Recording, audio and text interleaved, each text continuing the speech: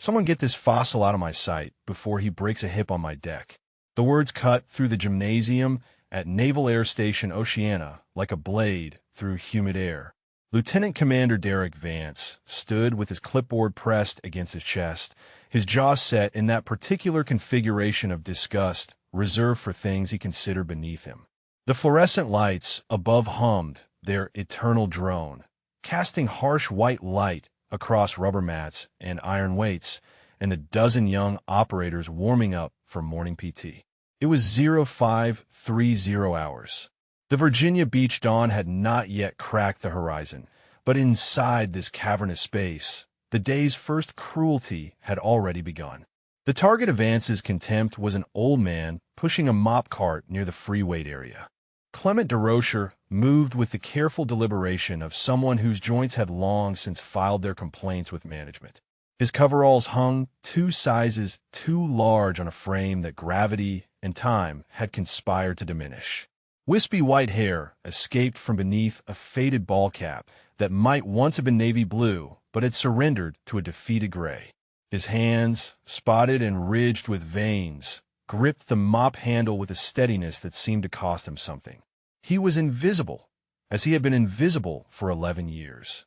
The ghost who cleaned the floors before the warriors arrived. Vance crossed the gymnasium floor with the stride of a man who had never questioned his own authority. He was 34 years old, freshly assigned to base facilities and support services, and he had metrics to hit. Modernization targets. Efficiency quotas. The old ways were done, and anyone who represented them was simply an obstacle to be removed. "Did you hear me?" Vance demanded, stopping 3 feet from the janitor. "I asked what you think you were doing in my training area during active hours." DeRocher looked up slowly. His eyes were pale blue, faded like old denim left too long in the sun. When he spoke, his voice carried the soft cadence of Louisiana, worn smooth by 7 decades of living. "Sir, I have been cleaning this gym for 11 years. Same hours every morning." Vance's lip curled. "Times are changing. Efficiency is paramount. We cannot have civilian support staff cluttering operational spaces while my operators are training."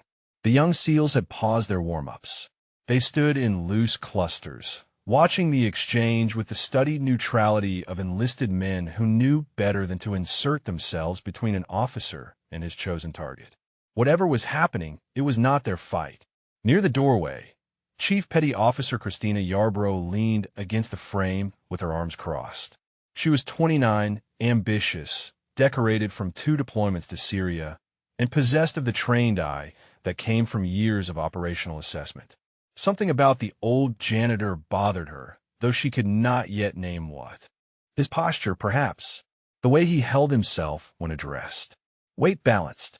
Shoulders square despite the stoop of age. Chin level. It was not the posture of a man who had spent his life cleaning floors. Vance was warming to his performance now. He gestured broadly at the equipment, at the young operators, at the gleaming expanse of rubberized flooring. "This is a temple of excellence," he declared. "Every element must serve a mission. Every person must justify their presence." He turned back to DeRocher, eyes narrowing. "Can you justify yours?" DeRocher said nothing for a moment. His grip on the mop handle had not changed, but something shifted in his bearing. A stillness settled over him, the kind of stillness that predators recognize in each other. "I push a mop, sir," he said quietly. "I make the floors clean so these young men do not slip and injure themselves. That is my justification." Before we continue, if you're watching this story from anywhere in the world, we would love to know where you're joining us from. Drop a comment below telling us your city or country. And if stories like this one about courage, sacrifice, and the hidden heroes among us speak to you, please consider subscribing to our channel. Your support helps us to share more incredible true stories that honor the forgotten legends walking our streets and our bases. Now, let us continue. Vance shook his head, a performance of disappointment. That is not good enough anymore. The old ways are finished. He made a note on his clipboard. "I will be reviewing your position with human resources. Men like you," he said, letting the words drip with condescension, "are relics." The word hung in the air. Relics. It echoed off the concrete walls and the weight racks and the hearts of the young men who had stopped pretending not to watch. DeRocher absorbed the blow without flinching. His pale eyes remained fixed on some middle distance only he could see. His hands did not tremble. His breath did not quicken. "Yes, sir," he said. "Perhaps I am." But what Lieutenant Commander Vance did not know, what none of them knew as they watched the old man return to his mop and his cart and his quiet invisibility, was that the relic he had just dismissed had forgotten more about being a SEAL than most of them would ever learn. That the faded tattoo hidden beneath those threadbare sleeves marked the exact coordinates where a hero had died and a legend had been born. That the soft-spoken janitor pushing his cart through the Temple of Excellence had built the very foundation upon which that temple stood. And in exactly 47 minutes, this gymnasium would witness something that would silence every voice in the room and straighten every spine. Something that would send Lieutenant Commander Derek Vance stumbling from this place, with his career in ruins and his certainty shattered. Because some men do not wear their medals where you can see them. Some men carry their service in the quiet of their bones, in the precision of their movements, in the steadiness of hands that once held dying brothers in waters half a world away. Clement DeRocher pushed his mop across the floor, and the young warriors returned to their exercises, and the fluorescent lights hummed their indifferent song. The reckoning was coming. It always does. The smell of chlorine drifted from the natatorium next door, carried on currents of recycled air through vents that had needed replacing for a decade. It reached DeRocher as he guided his mop along the perimeter of the weight area, and the scent pulled him backward through time like a hand reaching through water to drag him under. Coronado, 1962. The Pacific Ocean cold enough to stop a man's heart if he let it. Clement DeRocher had been 20 years old when he arrived at the Naval Amphibious Base, a skinny Cajun kid from Terrebonne Parish who had learned to swim before he learned to walk. His father had been a shrimper, a man of few words who communicated primarily through the work of his hands and the set of his jaw. The old man had taught him one lesson above all others. "The tide does not ask permission," he would say as they hauled nets through brackish water. "It just comes. You learn to move with it or you drown." The young DeRocher had moved with it. Through the brutal mathematics of basic underwater demolition training, through the crucible that would later be called Hell Week, through the systematic destruction of everything soft in a man until only the essential remained. His class had started with 112 candidates. 23 finished. Among those 23 was a grinning Acadian from the next parish over, a man named Remy Thibodeau who laughed at everything, including death. They called themselves the Bayou Brothers, those two Louisiana boys who had somehow found each other at the edge of the world. Thibodeau was faster in the water. DeRocher could hold his breath longer. Together, they were something neither could have been alone. Class 26. Summer of 1962. The year the SEALs were born. DeRocher remembered the day President Kennedy commissioned the teams. SEAL Team 1 on the West Coast. SEAL Team 2 on the East. A new kind of warrior for a new kind of war. Men who could operate from the sea, in the air, on land.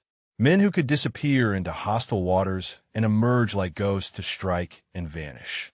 The instructors had noticed something about young Petty Officer DeRocher during the training pipeline.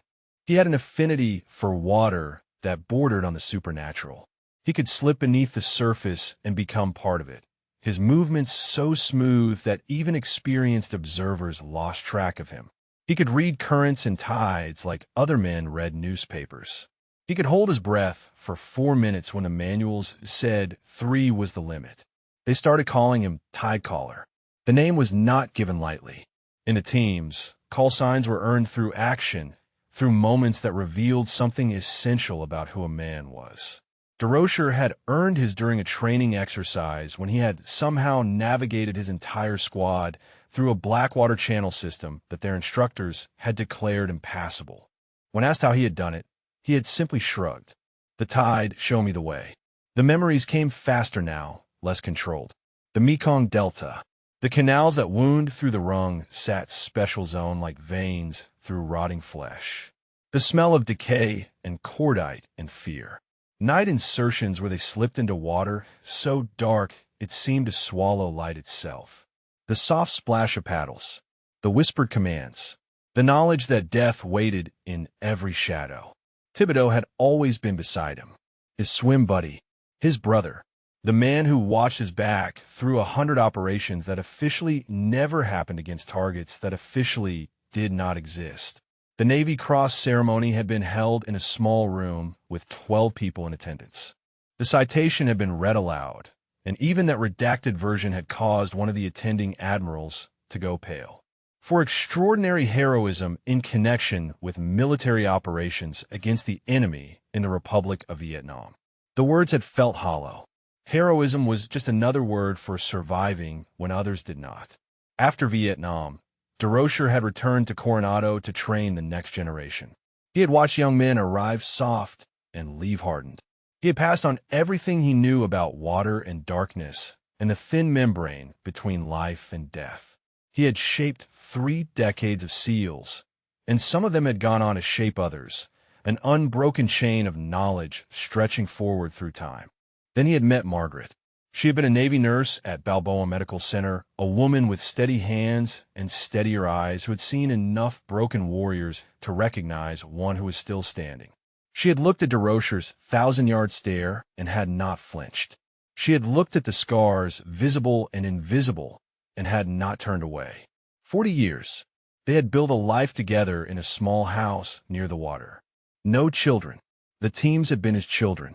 But Margaret had been his anchor, the fixed point around which everything else revolved. She had been the one who said the words he needed to hear after the nightmares. You are home. You are safe. The cancer had taken her in 6 months.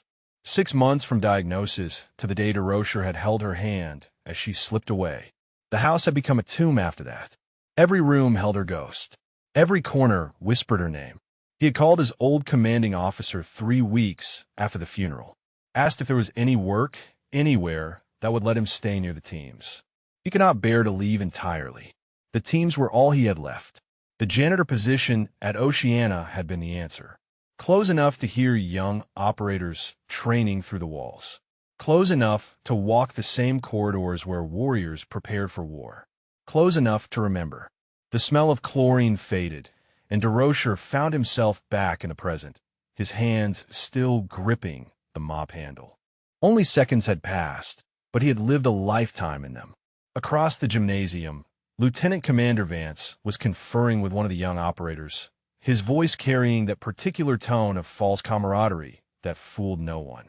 Chief Yarbrough still stood in the doorway, her eyes tracking DeRocher's movements with unsettling focus. The old man resumed his work. Push and pull, clean and move, invisible and silent. Somewhere in the spaces between his heartbeats, Remy Thibodeau whispered from across 56 years of memory. The tide is coming, brother. It always does. Vance was not finished. Men like him never were. The morning's humiliation had been an appetizer, and he had developed a taste for it. He crossed the gymnasium floor again, his boots striking the rubberized surface with the deliberate cadence of a man who wanted his approach to be heard. The young operators had resumed their exercises, muscles flexing beneath sweat-dampened shirts, but their attention remained fractured. Something was building in this room, a pressure they could feel even if they could not name it. DeRocher sensed him coming. The old man's hands continued their work, push and pull, but his shoulders had drawn back by perhaps a quarter inch. His weight had shifted to the balls of his feet. Subtle changes, imperceptible to most. Chief Yarbrough noticed. She had moved from the doorway to a position near the water fountain, angling for a better view. The janitor's micro-adjustments triggered something in her operational memory, a pattern recognition developed through years of assessing threats. This old man moved like someone who had been trained to move. The question was where and when and by whom. Vance stopped beside the mop cart, his clipboard tucked under his arm like a weapon he might deploy at any moment. He made a show of examining DeRocher's work, running his finger along the edge of a weight bench and inspecting it for dust that did not exist. You missed a spot, he announced loudly enough for the room to hear. DeRocher looked at the bench. His voice remained quiet, unhurried. I cleaned that bench 20 minutes ago, sir. It is dry and sanitized. Are you contradicting me? Vance let the question hang without the interrogative lift, transforming it into an accusation. No, sir. Simply stating a fact. The lieutenant commander's jaw tightened. He was not accustomed to resistance, even resistance this mild. His eyes traveled down DeRocher's frame, searching for another angle of attack, and found it at the old man's wrist. The sleeve of the coverall had ridden up slightly, exposing a few inches of weathered forearm. There, faded almost to illegibility by time and sun and the general entropy of aging flesh, was the edge of a tattoo. Dark ink that might once have been black, but had surrendered to a murky blue-gray. "What is that?" Vance demanded. DeRocher glanced down at his own arm, as if he had forgotten what was there. "Nothing, sir. Old ink. Roll up your sleeve." The words fell like a gavel. Several of the young operators stopped their exercises entirely now, no longer pretending to focus on anything but the confrontation unfolding before them. "Sir," DeRocher said, and there was something new in his voice, a note of warning, so faint it might have been imagined. "I would prefer not to." Vance's eyes narrowed. That was not a request. He stepped closer, close enough that DeRocher could smell the coffee on his breath and the aftershave that cost more than a janitor made in a day. "I am responsible for every civilian employee in this facility. Unauthorized tattoos violate appearance standards. Roll up your sleeve, or I will have security escort you off this base." The gymnasium had gone completely silent. Even the ventilation system seemed to hold its breath. DeRocher stood motionless for a long moment. His pale blue eyes met Vance's darker ones, and something passed between them that the lieutenant commander did not understand. Then, slowly, the old man set down his mop. He reached for his left sleeve with his right hand, his movements deliberate and precise. He rolled the fabric up to his elbow. The tattoo was larger than Vance had expected, covering most of the forearm. Time had blurred its edges and faded its colors, but the design was still discernible. At the top, a trident. Not the modern seal trident with its eagle and anchor and pistol, but an older design. Simpler. The mark of the original frogmen who had become the first seals. Below the trident, a series of numbers. Coordinates, rendered in the military format used before GPS simplified everything. 10.4847 degrees north. 106.9472 degrees east. Below that, two letters. RT. And below that, a date. For 1568. Vance stared at the tattoo for several seconds. Then he snorted, a sound of pure derision. A trident. Of course. He turned to address the room, playing to his audience. "Gentlemen, we have a genuine war hero among us." He gestured at DeRocher with exaggerated reverence. "Tell me, old-timer, where did you buy this?" "Army surplus store. Biker shop down in Norfolk." The accusation hung in the air. Stolen valor. Two words that could destroy a man's reputation, his dignity, his place in the community of warriors. DeRocher said nothing. His arm remained extended, the faded tattoo exposed to the harsh fluorescent light, and his face had become utterly still. Not angry, not defensive, simply empty, as if he had retreated to some interior space where the lieutenant commander's words could not reach him. Chief Yarbrough had pulled out her phone. Her thumbs moved across the screen with quiet urgency, and her eyes kept flicking between the device and the numbers inked on the old man's arm. The coordinates. She was looking up the coordinates. The color drained from her face. She looked up at DeRocher with an expression that had transformed from suspicion to something approaching horror. Then she looked at Vance, who was still performing his mockery for the benefit of the watching operators. "Sir," she said, but Vance waved her off. "I have seen 100 fakes like this," he continued. 100 sad old men who want to pretend they were something they never were. He leaned toward DeRocher, his voice dropping to a theatrical whisper that still carried through the silent room. "The trident is sacred. It is earned through blood and suffering. And you, old man, are a disgrace to everyone who actually earned it." DeRocher's eyes finally focused. They found Vance's face and held there, and for just a moment, the lieutenant commander saw something in them that made him take an involuntary step backward. But the old man only lowered his arm and reached for his mop. "Yes, sir," he said quietly. "Perhaps I am." The coordinates burned in his mind like a brand that had never cooled. 10.4847 north, 106.9472 east. He did not need to look at the tattoo to see them. They were etched deeper than ink, carved into the architecture of his memory, where they would remain until the last neuron flickered and died. April 15th, 1968. The Rung Set Special Zone. The memories came unbidden now, flooding through the walls he had built to contain them. 56 years of careful compartmentalization breached in an instant by the sneer of a man who had never heard a shot fired in anger. They had called the Rung Set the forest of assassins.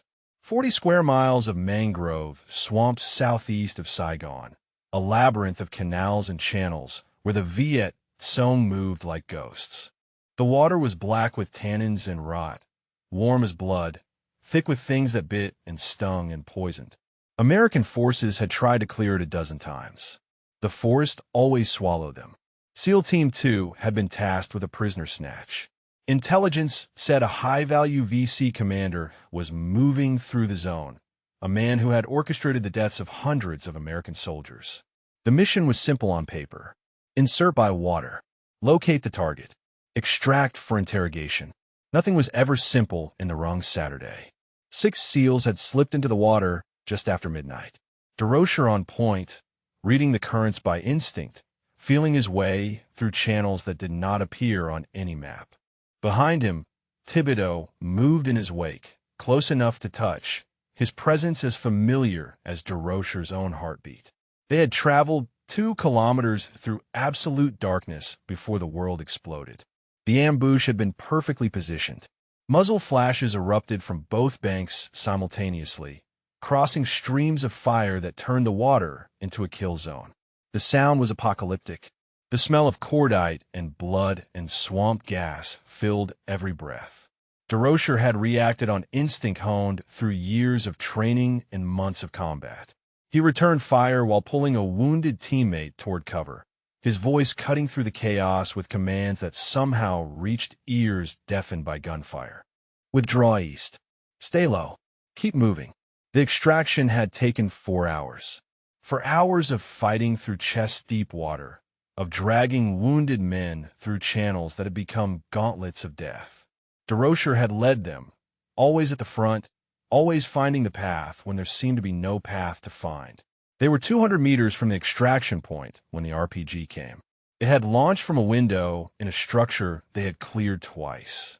DeRocher saw the flash, saw the smoke trail arcing through the darkness, calculated the trajectory in the fraction of a second that separated life from death. The round was coming for him. Thibodeau moved faster than physics should have allowed. He threw himself into the path of the rocket, his body absorbing the blast that would have torn DeRocher apart. The explosion lifted him off his feet and dropped him into the water, and the water turned red around him. DeRocher had him in his arms before the echo faded. He could feel the damage through the shredded tactical vest, could feel the wet heat of blood pouring from wounds too numerous to count. Thibodeau's eyes found his in the darkness, and impossibly, the man was smiling. "Tide's going out, brother." His voice was a whisper, a breath, a prayer. "Swim home." The light left his eyes. The smile remained.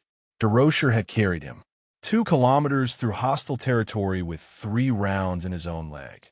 Rounds he had not even felt until the adrenaline faded hours later. He had carried his brother because he could not leave him. He had carried him because some things mattered more than survival, more than the mission, more than the mathematics of war that said a dead man was just wait to be abandoned. The extraction helicopter had found them at dawn. The pilot had reported seeing a single figure emerge from the tree line, carrying another man in his arms, walking with the steady pace of someone who had forgotten how to stop. The Navy Cross citation had tried to capture what happened that night. For extraordinary heroism in connection with military operations against the enemy. The words were inadequate. Words were always inadequate. 3 days later, in a tattoo parlor in Saigon that smelled of antiseptic and cigarette smoke, DeRocher had sat in silence while a Vietnamese artist inked the coordinates into his flesh. The exact location where Thibodeau had fallen. The exact spot where the tide had gone out and taken his brother with it. Était Rémi Thibodeau, the best man DeRocher had ever known. The gymnasium materialized around him again, fluorescent lights replacing the darkness of the delta, the smell of rubber and sweat replacing the stench of blood and swamp water. His hand was still on the mop. His sleeve was still rolled up.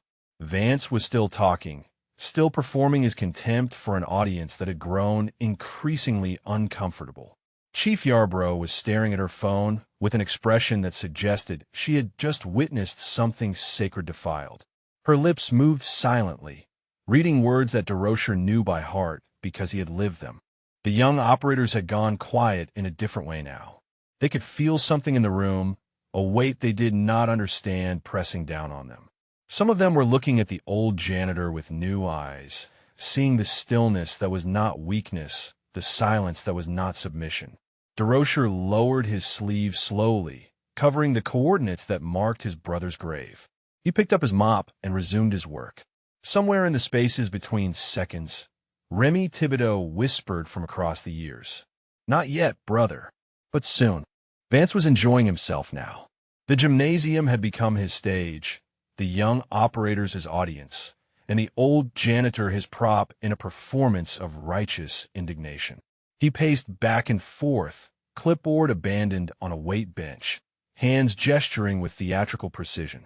"This is exactly what I'm talking about," he declared. "This is the cancer eating at our military from within. Men who never served claiming the honors of those who did. Men who buy trinkets and ink themselves with symbols they have no right to wear." He pointed at DeRocher, who continued to mop with mechanical steadiness. "Look at him. Look at this pathetic display. He wants you to believe he earned that trident. He wants sympathy. He wants special treatment." Vance shook his head with exaggerated disappointment. "What he deserves is prosecution. Stolen valor is a federal offense." Chief Yarbrough had not moved from her position near the water fountain. Her phone was clutched in her hand, the screen still illuminated with whatever she had found. Her face had cycled through several expressions in the past few minutes, settling finally on something that looked like dread. "Sir," she said again, louder this time, "I think you should see this." Vance waved her off without looking. "Not now, Chief. I am making a point. Sir, it is important. What could possibly be more important than exposing a fraud in front of these men?" Vance finally turned to face her, irritation creasing his features.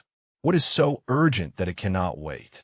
Yarbrough crossed the distance between them, her boots striking the floor with deliberate weight. She held out her phone, the screen facing Vance. Her hand was trembling slightly. "Those coordinates," she said. "The ones on his arm. I'll look them up." Vance glanced at the phone with performative disinterest. "And what? Some random spot in Southeast Asia. Probably pulled from a Vietnam War movie." "No, sir." Yarbrough's voice had hardened. "It is not random. Those coordinates mark a specific location in the Rung Sat Special Zone. The exact location of Operation Jack's Day. April 1968. Vance blinked. The name meant nothing to him, which was itself a kind of indictment. Anyone who had studied naval special warfare history would have recognized it instantly. One of the young operators stepped forward.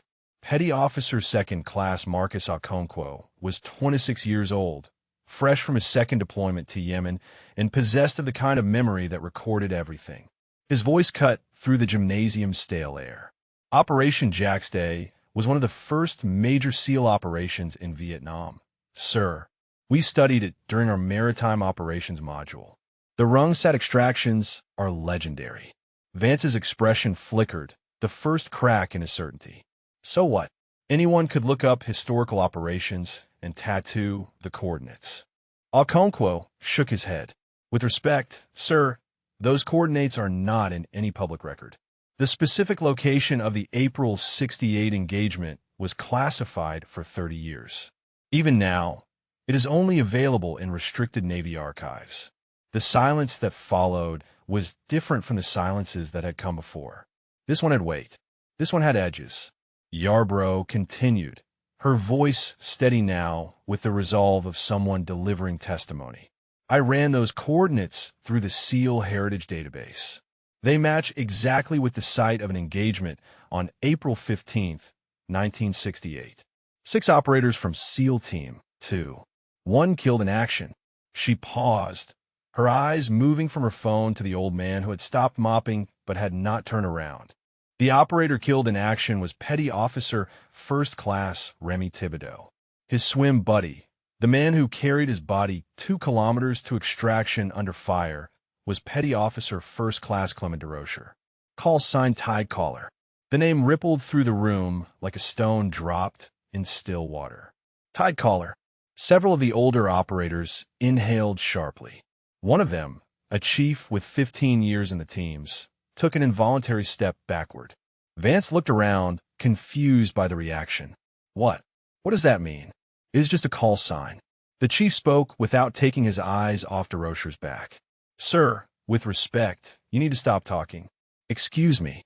"Tide Caller." The chief's voice was barely above a whisper. Every SEAL who has been through Coronado in the last 40 years knows that name. He is in the training manuals. His water infiltration techniques are still taught as doctrine. He is not just a veteran, sir. His voice caught on the words. He is one of the men who built the teams. Vance opened his mouth to respond, but nothing came out. His face had begun a slow journey from skepticism towards something that might eventually become horror. DeRocher finally turned. His movements were slow, deliberate, carrying the weight of 71 years and 5 decades of memory. His pale blue eyes found Vance's face and held there. He did not speak. He did not need to. The silence spoke for him, and it spoke volumes. In the doorway, unnoticed by everyone, a figure had appeared. Master Chief Vernon Bascom stood with a coffee cup in his hand and an expression of absolute stillness on his weathered face. He had arrived 3 minutes ago, had heard everything, and had not moved since. His lips formed a single word, barely audible, reverent as a prayer. Tide Caller. The coffee cup slipped from Bascom's fingers. It struck the rubberized floor with a dull thud, brown liquid spreading in a slow pool that no one moved to clean. The Master Chief did not seem to notice. His eyes were fixed on the old man across the gymnasium, and his face had gone the color of old bone. Every head in the room turned toward the doorway. Bascom stood frozen there, 52 years old, 30 years in the teams, a man who had seen things that would break lesser men. And he was staring at the janitor like a pilgrim who had stumbled upon a burning bush. Tide Caller. He said it again, louder this time, and his voice cracked on the second syllable. DeRocher met his gaze. For a long moment, neither man moved. Then the old janitor gave an almost imperceptible nod. Bascom crossed the gymnasium floor in quick strides, his boots splashing through his own spilled coffee without hesitation. He stopped 5 feet from DeRocher and drew himself to attention, spine straight, chin level, eyes forward. The posture of a man rendering honors. Master Chief Petty Officer Clement DeRocher, he said, and his voice carried through the silent room like a bell. SEAL Team 2, Bud/S Class 26. It was not a question. It was a confirmation, a declaration, a witness statement delivered under oath to everyone present. Vance had retreated several steps, his back nearly against the weight rack. His face was completing its journey from confusion to comprehension, and what waited at the end of that journey was not pleasant. He looked around the room, searching for allies, finding only operators who would not meet his eyes. Chief Yarbrough stepped forward. Her phone was still in her hand, but she was no longer looking at it. She was looking at DeRocher with an expression that mixed awe with something like grief. "Sir," she said softly, "I pulled up your service record. What I could access, anyway. Most of it is still classified." DeRocher's expression did not change. "Some things should stay buried, Chief." Bascom shook his head. "No, sir. With respect, they should not." He turned to address the room, his voice taking on the cadence of a man delivering a history lesson to students who desperately needed to learn. "When I was a young operator, fresh out of BUD/S, my first instructor was a man named Chief Warrant Officer Delacroix. He had been in the teams since the early 70s. He used to tell us about the men who came before, the originals who built everything we inherited. Bascom paused, his jaw working as he fought to control his emotions. There was one name he spoke with more reverence than any other. He said this man could disappear into water like he was made of it. Said he could read currents and tides like other men read words on a page. Said he developed infiltration techniques that are still classified because they are still being used. The young operators had gathered closer, drawn by the weight of what was unfolding. Even the chief who had first recognized the name was listening with the intensity of a man hearing scripture. Bascom continued. Chief Delacroix told me about one night in the wrong Saturday, April 68, an ambush that should have killed every man in the element. But one operator led them out, took 3 rounds in his leg, and kept moving. When his swim buddy was hit, he carried him 2 kilometers through hostile territory under fire. Refused to leave him behind. Refused extraction until every living man was out. His voice broke again. When it finally pulled him onto that helicopter, he was still holding his brother, still talking to him, telling him they were going home. The gymnasium had become a cathedral. No one breathed. No one moved. DeRocher stood motionless, his face betraying nothing, but his hands had begun to tremble at his sides. The mop lay forgotten on the floor. Bascom faced him again. That operator was you, sir. And Chief Delacroix told me that if I ever met you, I should tell you something. DeRocher's pale eyes glistened. He did not speak. He said to tell Tide Caller that the tide never really goes out. It just waits to come back in. The words hung in the air like smoke, like prayer, like the echo of a voice from 56 years ago. Thibodeau's last words, transformed and returned through decades of oral tradition, through the chain of men who had passed the story from one generation to the next. DeRocher's composure finally cracked. Not dramatically, not with sobs or wails, but with a single tear that traced a path down his weathered cheek and disappeared into the collar of his coveralls. Remy, he whispered. The name was barely audible, meant for someone who was not there. Someone who had been waiting for 56 years to hear it spoken again. Bascom's hand rose in a salute. It trembled visibly, but he held it steady. Sir, he said, we are not saluting your rank. We are saluting what you did, what you sacrificed, what you built. One by one, the young operators followed. Okonkwo first, then the chief, then the others. A row of men in PT gear rendering honors to an old man in a janitor's coveralls. Their faces were wet. Their spines were straight. In the corner, forgotten by everyone, Lieutenant Commander Derek Vance watched the scene with the expression of a man who had just realized he had committed a crime he could never undo. DeRocher could have left. The door was 15 feet away. His mop cart was within arm's reach. He could have lowered his head and shuffled out of this gymnasium and disappeared back into the comfortable invisibility he had cultivated for 11 years. No one would have stopped him. No one would have blamed him. But Remy's voice was in his head, the same voice that had whispered to him through half a century of nightmares and lonely nights. Stay, brother. They need to see. He did not fully understand what that meant. He was not sure he wanted to understand.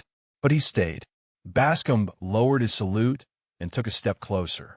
His eyes were searching DeRocher's face with the intensity of a man looking for something he desperately needed to find. Sir, he said quietly, why did you never say anything? 11 years you have been here. 11 years among your brothers. Why did you hide? DeRocher was silent for a long moment. When he spoke, his voice was rough with disuse and emotion. I did not hide, Master Chief. I just stopped announcing myself. There is a difference. But why? Because the men who really know do not need to prove anything. DeRocher's eyes drifted to the tattoo on his arm, still partially visible beneath the rolled sleeve. And because every morning I wake up, I remember that Remy does not. Every breath I take is a breath he cannot take. Every year I live is a year stolen from him. His jaw tightened. I did not deserve a parade. I did not deserve recognition. I just needed to be close to what we built, to hear young men training, to remember what it meant. The chief who had first recognized the name stepped forward. His voice was thick, Sir, with respect, that is not how it works. You did not steal those years from Petty Officer Thibodeau. You earned them. He gave them to you. DeRocher shook his head slowly. He gave his life for me. Jumped in front of a round that had my name on it. How do you earn something like that? How do you carry that weight without breaking? You carry it by living, Bascom said. You carry it by building something that outlasts you. You carry it by training the men who train the men who will still be fighting when we are all gone. He gestured around the room at the young operators still standing at attention. Every one of these men exists because of what you built. Every technique they learn, every mission they complete, every brother they bring home alive. That is your legacy. That is Petty Officer Thibodeau's legacy. You did not hide from that legacy, sir. You became it. DeRocher closed his eyes. The gymnasium faded, and for a moment he was back in the water. Black water. Warm water. The weight of his brother in his arms. The knowledge that he would carry that weight forever, that he would never set it down, that he did not want to set it down because setting it down would mean forgetting. But maybe carrying it did not have to mean silence. Maybe carrying it could mean something else. He opened his eyes. Chief Yarborough had moved closer. Her phone was away now, her hands clasped in front of her. When she spoke, her voice was soft. Sir, my grandfather served in Vietnam. Navy corpsman with the Marines at Key San. He used to tell me that the bonds formed in combat are sacred, that the men who survive carry the men who do not, and that carrying them is not punishment. It is privilege. DeRocher looked at her. There was something in her eyes that reminded him of Margaret. The same steadiness. The same refusal to flinch from hard truths. Your grandfather sounds like a wise man, he said. He died 3 years ago. Yarborough's voice caught slightly. But before he did, he told me to always look twice at quiet people. He said still waters run deepest, and the ones who have seen the most usually say the least. She paused. I should have looked twice at you, sir. I'm sorry I did not. DeRocher shook his head. You have nothing to apologize for, Chief. You were doing your job. Assessing. Evaluating. That is what we train you to do. From across the room, a sound intruded on the moment. Lieutenant Commander Vance had cleared his throat. He had emerged from his corner, and his face had arranged itself into something approximating contrition. His voice, when it came, was carefully modulated. I think, he began, that there may have been a misunderstanding. Every eye in the room turned to him. The temperature seemed to drop. Vance pressed on, oblivious or indifferent to the change in atmosphere. Obviously, if I had known who this man was, I would never have. He paused, searching for words that would not come. What I mean to say is that appearances can be deceiving, and perhaps. Master Chief Bascom's voice cut through like a blade. Lieutenant Commander, I would strongly advise you to stop talking. Vance bristled. Now see here, Master Chief. I outrank you, and I will not be. You outrank no one in this room. The new voice came from the doorway. It carried the quiet authority of a man who had never needed to raise it.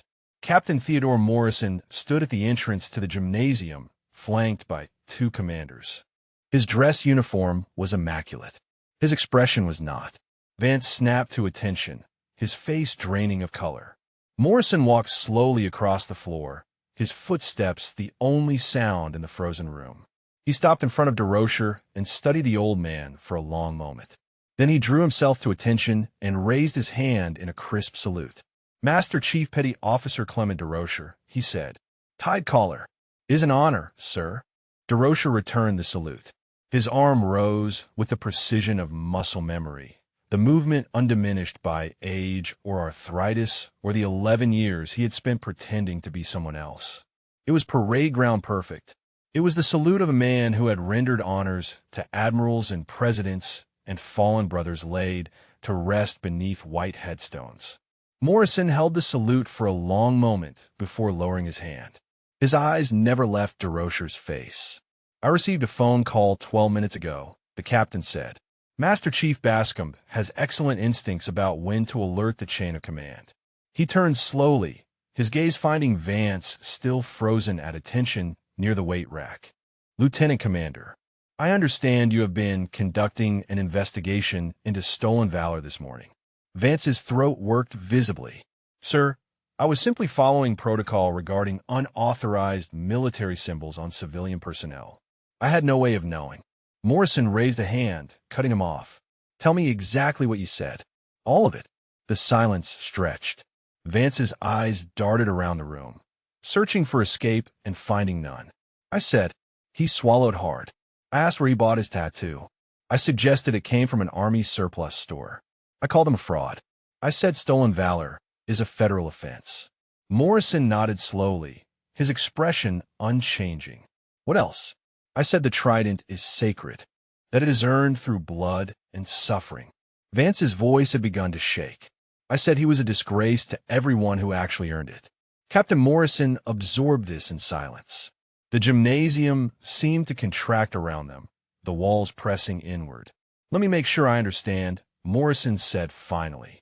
You publicly accused a Navy Cross recipient of stolen valor, a man who was earning his trident while your father was still in grade school, a man whose techniques are still taught at Coronado as the gold standard for water infiltration, a man who carried his dead swim buddy 2 kilometers through hostile territory because he refused to leave a brother behind. He took a step closer to Vance. You called that man a fraud, in front of his brothers, on the base where he has quietly served for 11 years. Sir, I did not know. That is precisely the problem, Lieutenant Commander. Morrison's voice dropped to something barely above a whisper, which somehow made it more devastating. You did not know. You did not ask. You did not consider for one moment that you might be wrong. You saw an old man with a faded tattoo, and you decided he was a target. He straightened to his full height. You were relieved of duty effective immediately. You will report to my office at 0800 tomorrow to discuss the formal investigation that will follow. Your access credentials will be revoked within the hour. Is that understood? Vance's face had gone gray. Yes, sir. Good. Now get out of my sight. The lieutenant commander moved toward the door on legs that seemed barely capable of supporting him. He passed within feet of DeRocher, but could not bring himself to look at the old man. The gymnasium doors swung shut behind him with a sound like a verdict being delivered. Morrison turned back to DeRocher. His expression softened, though only slightly. Sir, I owe you an apology on behalf of this command. What happened here was inexcusable. DeRocher shook his head slowly. You do not owe me anything, Captain. The lieutenant commander said what he believed to be true. He was wrong, but he was not malicious. Just ignorant. With respect, sir, ignorance is not an excuse. Not for officers. Not for anyone who wears the uniform. Morrison glanced at the young operators still standing in loose formation, their faces reflecting a mixture of awe and shame and something that might have been inspiration. These men deserve to know the full truth, he said. Will you permit me to tell them? DeRocher hesitated. His instinct was to refuse, to retreat back into the shadows where he had lived for so long. But Remy's voice was there again, quiet and insistent. Let them see, brother. Let them understand what we were. He nodded once. Morrison addressed the room. Master Chief DeRocher's service record is mostly classified. What I can tell you is this.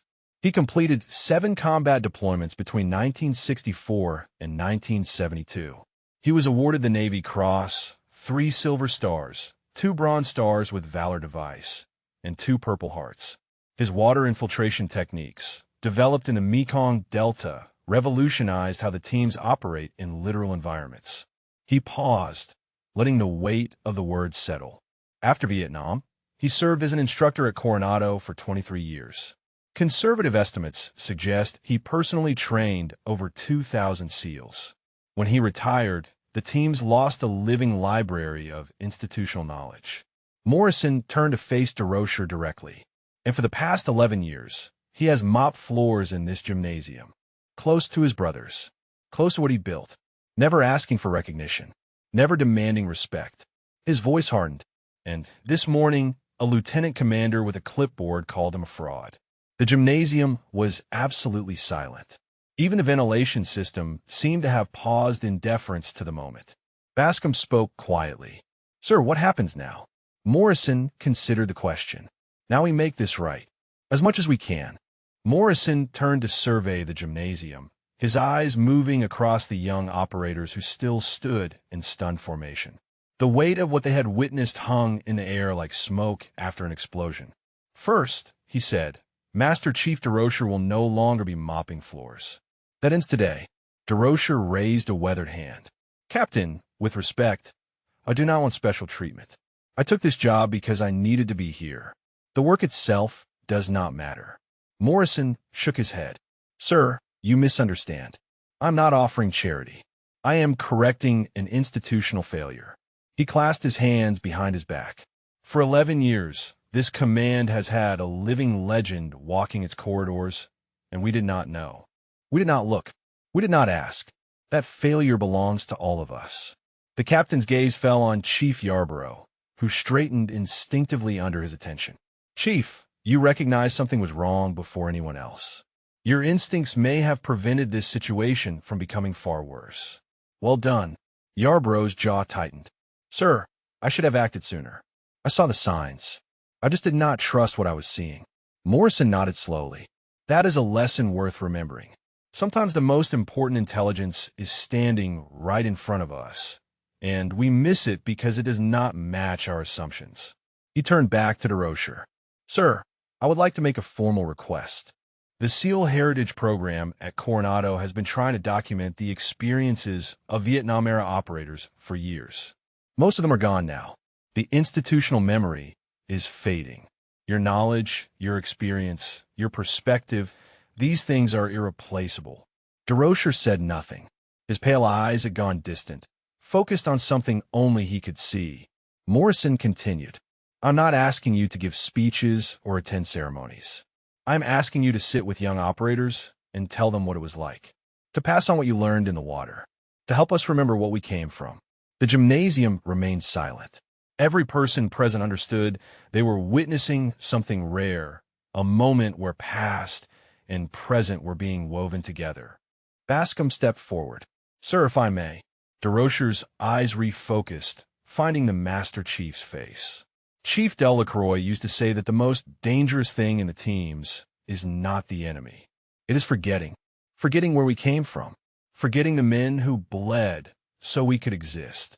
Forgetting that every technique, every tactic, every survival skill was paid for in blood." His voice roughened. "You are not just a veteran, sir. You are a bridge.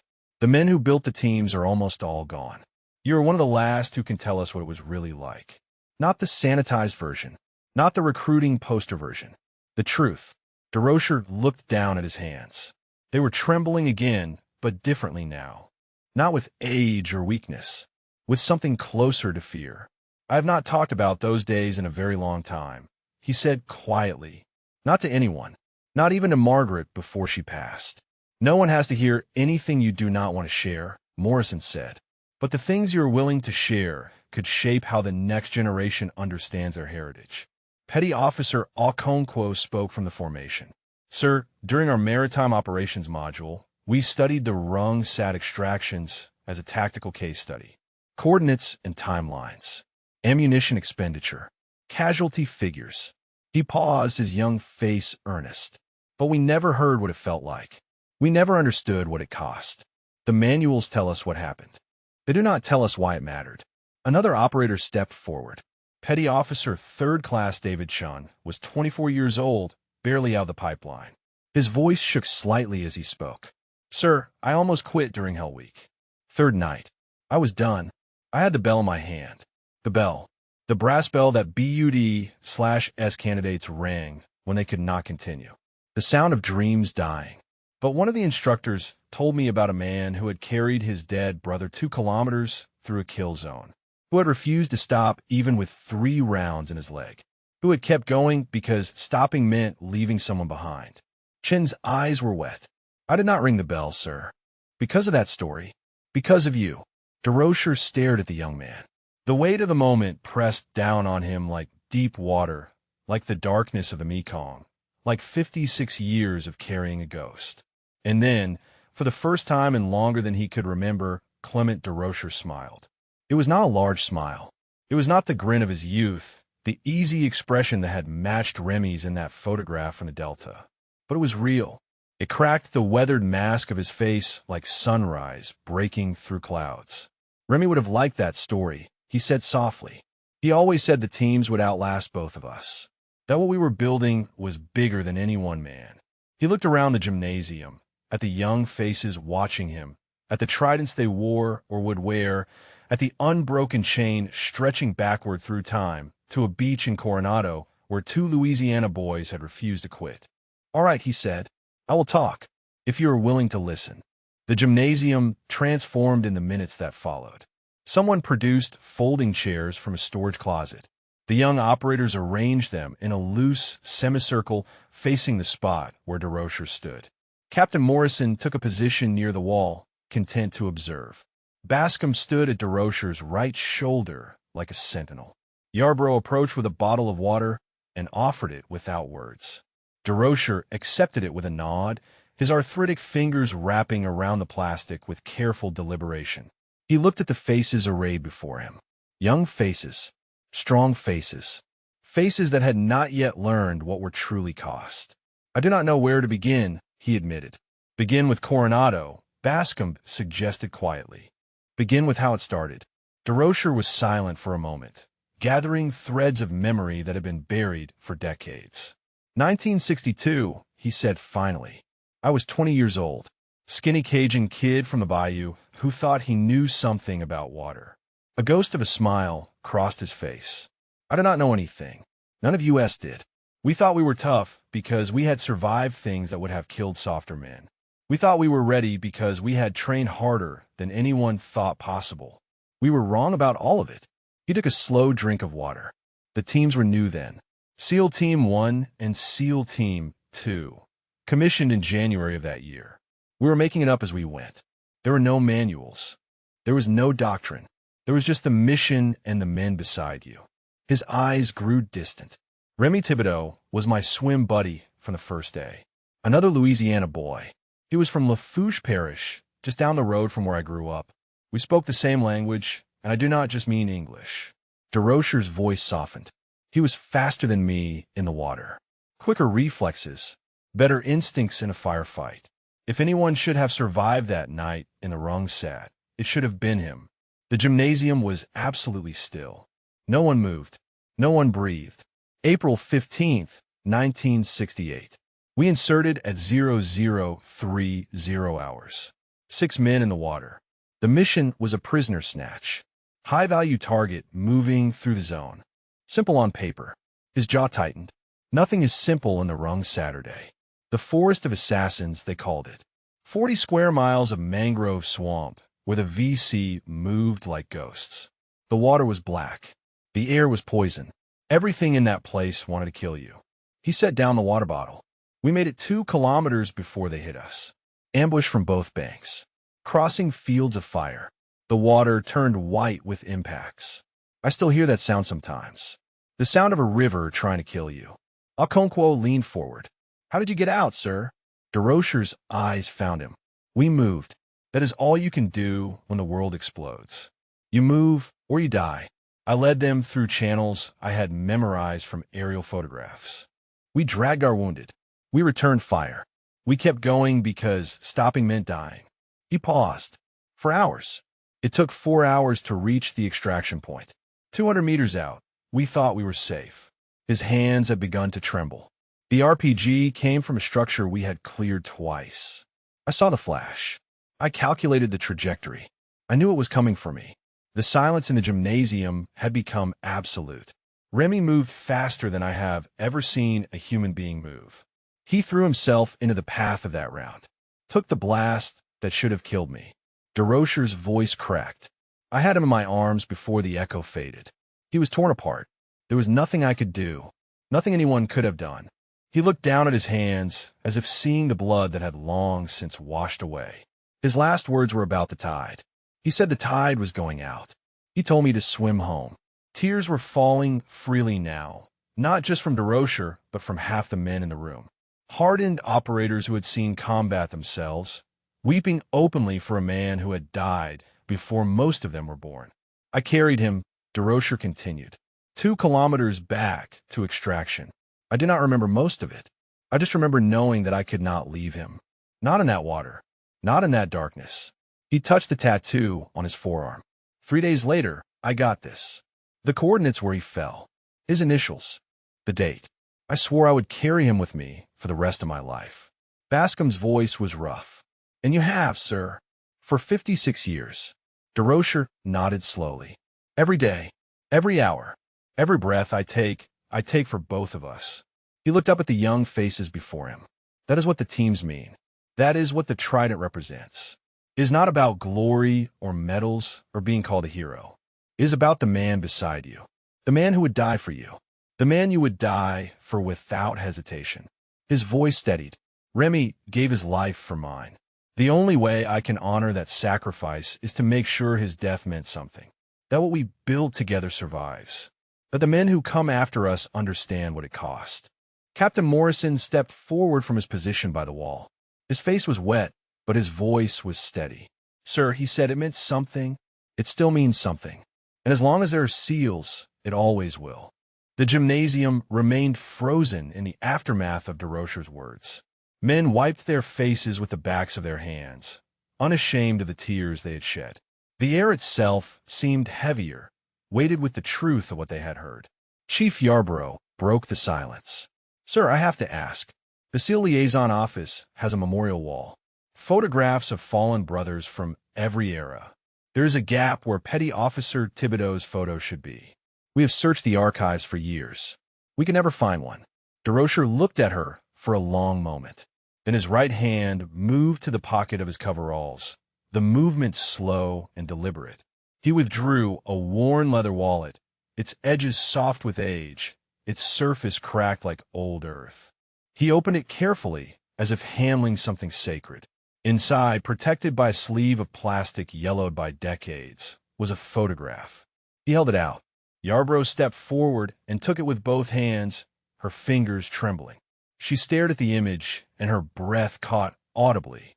Two young men in jungle utilities stood with their arms over each other's shoulders. They were grinning at the camera with the invincible confidence of youth, their faces still unmarked by the horrors that awaited them. Behind them, the murky water of the Mekong Delta stretched toward a tree line that seemed to swallow the light. That is us, DeRocher said quietly. Before any of it. Before the ambushes and the night raids and the friends we buried. Before the tide went out. Yarborough's voice was barely a whisper. Sir, may we make copies? One for the memorial wall here. One for the heritage display at Coronado. DeRocher hesitated. His hand moved instinctively toward the photograph. 56 years of protection warring against the request. That image had traveled with him through every day since Saigon. It had been in his pocket when he married Margaret. It had been clutched in his hand when he buried her. It was the last physical proof that Remy Thibodeau had existed, had laughed, had lived. But Remy's voice was there again, gentle and insistent. Let them see, brother. Let them remember. DeRocher nodded once. Remy would have liked that. Being remembered by the men who came after. Yarborough cradled the photograph like a holy relic. I will personally ensure it is handled with the utmost care, sir. You have my word. Captain Morrison stepped forward. Sir, with your permission, I would like to propose something more than photographs. DeRocher looked at him, waiting. This base has needed a proper memorial wing for years, Morrison continued. A place where the history of naval special warfare at Oceana can be preserved and honored. I would like that wing to be dedicated to the memory of Petty Officer First Class Remy Thibodeau, and I would like you to be present at its dedication. The offer hung in the air. DeRocher's weathered face betrayed nothing, but his hands had stilled at his sides. Bascom spoke quietly. Sir, you have spent 11 years being invisible. Maybe it is time to be seen. DeRocher turned to look at the Master Chief.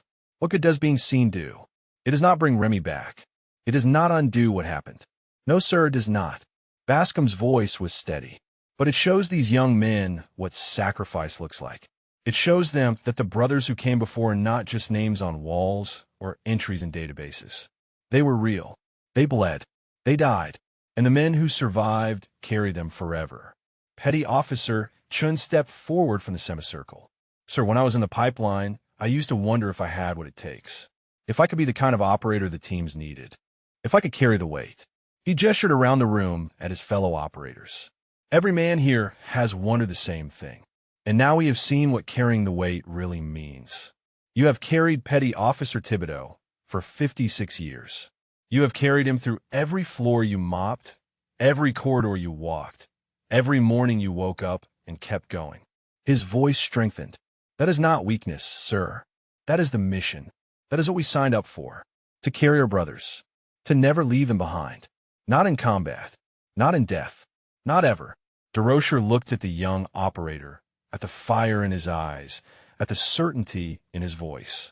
He saw something there that he had not seen in himself for a very long time. Hope. All right, he said finally. The word came out rough, scraped raw by emotion. All right, a memorial wing. For Remy. He straightened slightly, and for just a moment the old janitor disappeared entirely. In his place stood the warrior he had been, the man who had carried his brother through hell and refused to set him down. But I have one condition, he said. Morrison nodded. Name it. I want it to be for all of them, not just Remy. Every brother we lost in those waters. Every name that should be remembered and is not. He looked at the photograph still in Yarbrough's hands. Remy would not want to be honored alone. He would want to stand with his brothers. All of them. Together. Morrison extended his hand. Done. DeRocher gripped it firmly, his arthritic fingers finding strength they had not possessed in years. In the doorway, unnoticed by anyone in the room, a young petty officer had been recording on his phone for the past 20 minutes. The video would be uploaded that evening. By morning, it would have 3 million views. 6 weeks later, the Virginia sun hung low over Naval Air Station Oceana, casting long shadows across the assembled crowd.